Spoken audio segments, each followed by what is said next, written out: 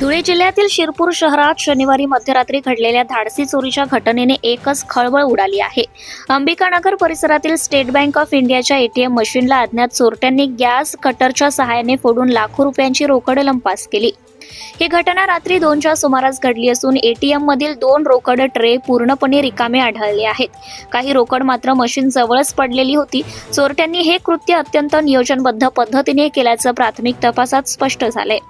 घटनेनंतर चोरटे Swift Dzire कारमधून मध्य प्रदेशकडे पळून गेल्याची माहिती पोलिसांना मिळाली असून शिरपूर शहर पोलिसांच्या 2 पथकांना त्यांच्या मागावर पाठवण्यात आले आहे।